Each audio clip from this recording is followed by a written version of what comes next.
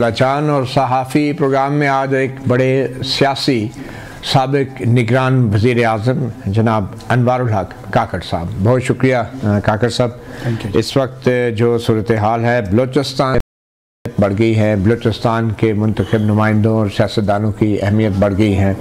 हाल ही में security committee का parliament की जो थी उसका इजलास भी हुआ है। आर्मी चीफ और खुफिया इदारों के सरबराहों ने ब्रीफिंग भी दी है बलूचिस्तान के हवाले से ख़ास तौर पर।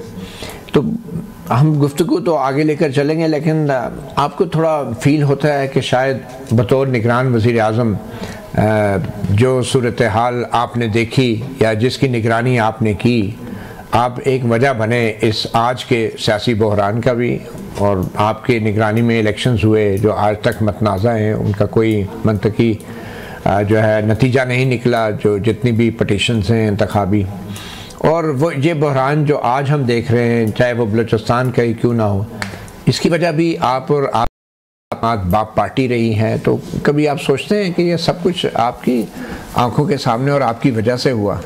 बहुत शुक्रिया महती। मैं तो यकीनन अपने किरदार को या जिस जमात के साथ मैं वाबस्ता रहा उसके किरदार को उसको ओपनली डिस्कस करने के लिए तैयार हूँ। माज़ी में भी करता रहा हूँ, इंशाल्लाह मैं फ्यूचर में भी करूँगा। मुझे ये गुमान गुज़रता है कि क्या इसके अलावा कोई वजह हो सकती है। इसके लिए लोग तैयार हैं कि उसको भी सोचें या उसको एक्सप्लोर करें या उसको समझने की कोशिश करें। प्री कंसीव्ड आइडियाज़ लोगों के हैं कि रियासत से जुड़े हुए लोग, रियासत से जुड़ी हुई कोई जमात, रियासत से जुड़ा हुआ पॉलिसी, यही क्राइसिस की जड़ है और यही उसकी बुनियाद है। अब अगर इस पे इल्हामी अंदाज में यकीन कर लिया जाए तो ज़ाहिर है बिलीव को तो चैलेंज मुश्किल से किया जा सकता है, लेकिन अगर रैशनल थिंकिंग हो ना, तो रैशनल थिंकिंग में ये जो आपने प्रीटेक्स्ट बयान किया ये वजह हो सकती है कि मैं या मैं जिस जमात से जुड़ा हूँ वही इस पूरे क्राइसिस की बुनियाद हो और उस पर उसकी ज़िम्मेदारी भी डाली जाए, या उसके अलावा जो रीज़न्स हैं उनको भी एक्सप्लोर किया जाए। तो मेरी दरख्वास्त ये है आपके सुनने वालों से भी कि जो दूसरे अवामिल हैं उन पे ज़रूर गौर किया। लेकिन इस फैक्टर पे आप मानते हैं इस बात को कि आपका भी एक रोल रहा है बतौर बाप पार्टी, बतौर निगरान वज़ीर आज़म, आप एक बड़ी वजह रहे हैं इस आज के सियासी बहरान की? मैं समझता हूँ कि बतौर बाप पार्टी, क्योंकि ज़ाहिर वो तो बतौर निगरान वज़ीर आज़म नहीं था, बाप पार्टी बलूचिस्तान के क्राइसिस को रिस्पॉन्ड करने का एक मेकानिज़म था। बाप पार्टी हमने इसलिए तश्कील दी थी कि हमारे नज़दीक बलूचिस्तान में दो चैलेंजेस थे, एक गवर्नेंस का था और दूसरा नैरेटिव का था। तो ये बलूचिस्तान के अवाम ने ये पार्टी बनाई थी? अगर जाम कमाल को आप बलूचिस्तान का अवाम समझते हैं, मक्सी को आप बलूचिस्तान का अवाम समझते हैं, मैं अगर बलूचिस्तान से मेरा ताल्लुक़ है, मेरे ख्याल में हम तमाम लोग बलूचिस्तान के बासी थे, हैं, और इंशाल्लाह वहीं पे हमारी कब्रें होनी हैं। कौन सा ऐसा फ़र्द था जिसको हम इंपोर्ट करके लाए थे और उसको हमने बलूचिस्तान का प्लेटफॉर्म? चले इसको हम आगे लेके चलते हैं। आपको खालिद मकसी साहब का एक प्रेस कॉन्फ्रेंस में दिया गया जवाब आपको सुनाते हैं। सवाल मेरा ही था तो सुन लेते हैं, थोड़ा सा रिफ़्रेश कर लेते हैं मेमोरी।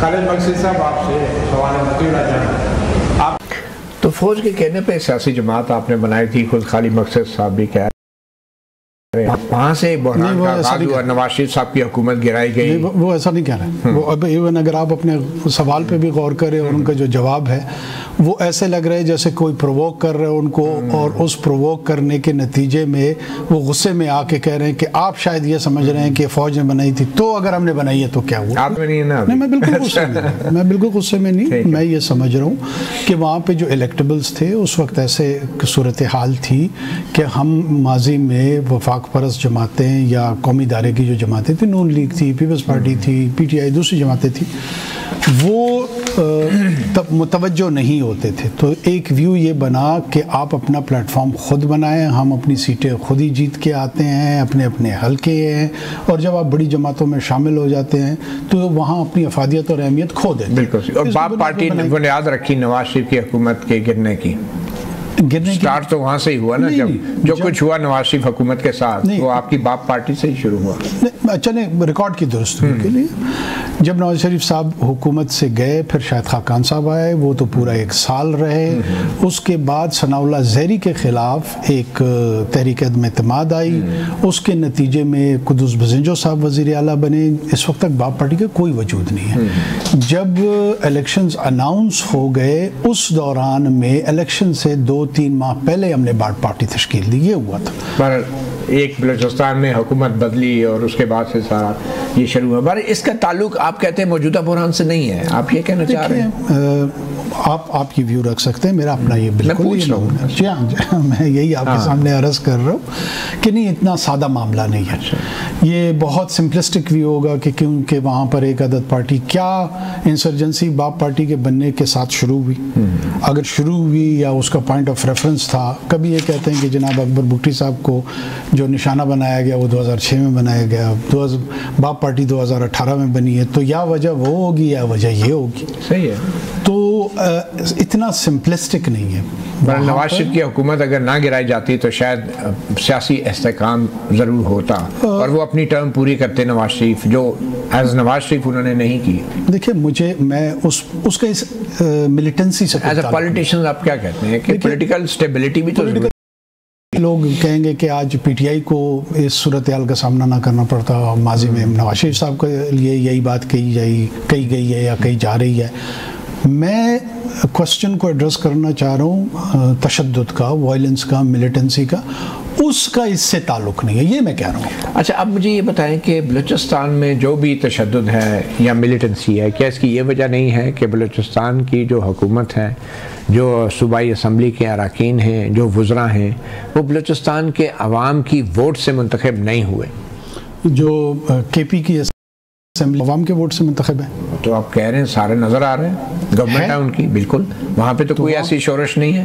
بلوچستان میں تو ہے. مطلب وہ ٹی ٹی پی کی شورش نہیں ہے؟ نہیں. اچھا بلوچستان حکومت ہے وہ فلی امپاورڈ ہے، بااختیار ہے؟ میں جیسے آپ نے جو سوال کیا، میں چاہ رہا ہوں کہ آپ کے ناظرین بھی فیصلہ کر لیں نا. آپ یہ کہہ رہے ہیں کہ وہاں پہ آپ بلوچستان کی بات کریں نا، کیونکہ آپ بلوچستان سے تعلق ہے. آپ بلوچستان کے نام پہ نگران وزیر اعظم بنے، سینیٹر بنے، آپ بلوچستان کی وجہ سے آپ جو کچھ ہے وہ ہیں، اور آپ کو وزیر اعظم بھی اس لیے بنایا گیا کہ بلوچستان کی احساس محرومی. مجھے بلوچستان کو کیا فائدہ ہوا؟ مجھے بلوچستان کا وزیر اعظم نہیں، پاکستان کا وزیر اعظم. بالکل، لیکن بنے آپ بلوچستان کے کوٹے پہ تھے، یہ آپ کو معلوم ہونا چاہیے. کوئی کوٹا نہیں تھا، یہ آپ کا گمان ہے. کوئی کوٹا نہیں تھا. نہیں میرٹ نہیں، ڈی میرٹ بھی ہو سکتا ہے. میں اپنے منہ میاں مٹھو بننے کی کوشش نہیں کروں گا. جو کے پی ہے یہ پاکستان کا حصہ ہے، اور میں پاکستان آپ بلوچستان کے تو بتائیں نا، وہاں پہ جو حکومت ہے وہ منتخب حکومت ہے. جناب اگر کل کو میں آپ کو کہوں آپ بلوچستان کے نہیں، آپ بلوچستان پہ سوال وہ ہیں یا نہیں ہے؟ نہیں، منتخب حکومت ہے یا نہیں ہے؟ مجھے حق حاصل ہے کہ میں آپ کو کہوں گا آپ تو پنجاب کے رہنے والے ہیں. سر کیا وہ فارم 45 کی حکومت ہے یا 47 کی؟ 45 47 49 ساروں کی حکومت ایک جیسی ہے، ایک جیسی ہوتی ہے. اور جو حکومت ہے اس کو لوگ نمائندہ حکومت اگر سمجھ رہے ہیں، وہاں پہ بھی سر آپ کا کے پی سے، آپ بلوچستان کے، آپ کہیں کہ وہ منتخب ہے، آپ کیوں نہیں کہہ پا رہے ہیں منتخب؟ اچھا میں تو کہہ رہا ہوں آپ کو. تو جو کچھ بلوچستان میں ہو رہا ہے اس کے ذمہ دار بلوچستان حکومت ہے، آپ یہ کہتے ہیں؟ اس کے ذمہ دار ملیٹنٹ ہے، اس کا ذمہ بی ایل اے ہے، اس کا ذمہ دار بشیر زیب ہے، اس کا ذمہ دار اللہ نظر ہے. کیا یہ بیڈ گورننس نہیں ہے آپ کی؟ یہ قطعاً ہماری بیڈ گورننس. تو آرمی چیف کیا غلط بیانی کر رہے ہیں؟ بیڈ گورننس نہیں، کوئی غلط بیانی نہیں کر رہا. آرمی چیف نے کہا ہے یہ جو پور گورننس ہے، یہ جو نام میں نے لیے ہیں، یہ آپ کو اتنی محبت ہے ان سے کہ اس طرف آ ہی نہیں رہے. آپ بشیر زیب کا نام اتنے عشق میں مبتلا ہیں کہ اس طرف آپ بحث کو لے جانا ہی نہیں چاہ رہے. آپ اللہ نظر، آپ نے کہا بیڈ گورننس نہیں ہے، تو میں اس لیے کہہ رہا ہوں آرمی چیف نے کہا کہ یہ بیڈ گورننس ہے. پہلے اس فیس پہ آتے ہیں پھر اس پہ بھی آ جائیں.